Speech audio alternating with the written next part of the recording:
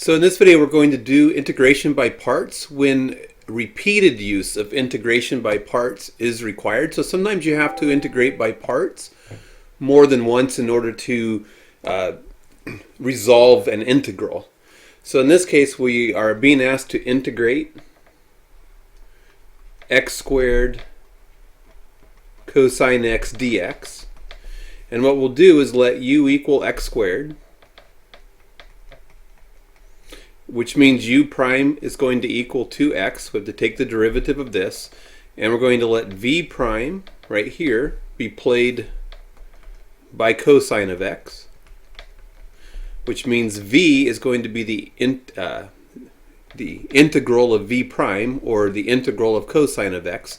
So when we integrate cosine x, we get sine x, and then we can implement the integration by parts formula. So we need to do u times v, so x squared times sine x.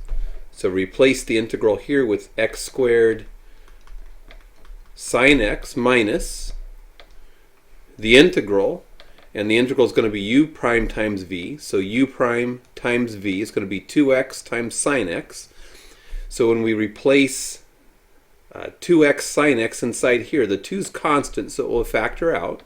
So we just wind up with x sine x inside the integral, and then it's dx. And what we can see is we still wind up with an integral here. This integral here, we still wind up with an integral that we can't integrate using techniques that we've already seen.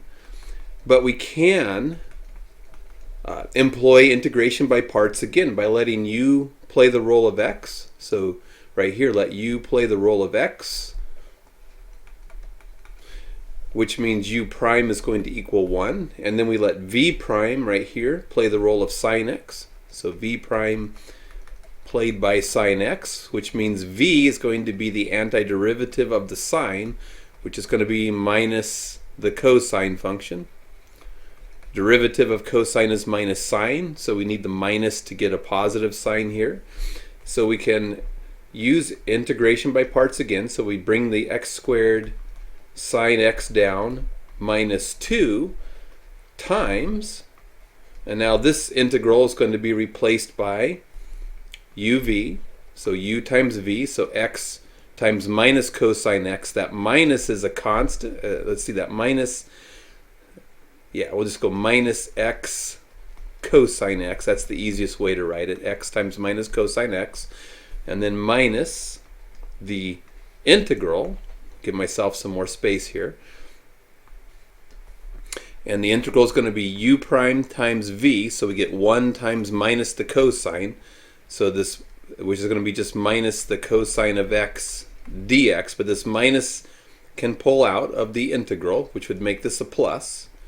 And we know how to integrate the cosine of x. So we step down, we bring down the x squared sine x minus 2 times the integral, bring down the minus x cosine x, plus, when we integrate cosine we get sine because the derivative of sine is cosine. And this is going to have plus a constant of integration. And if we want, we could distribute the minus 2 into the parentheses. I don't think that it's necessary, but we certainly could. So x squared sine x minus times minus will be a plus e, so plus 2x cos x minus 2 times plus sine x is going to be minus 2 sine of x plus the constant of integration. So 2 applications of integration by parts to resolve the integral.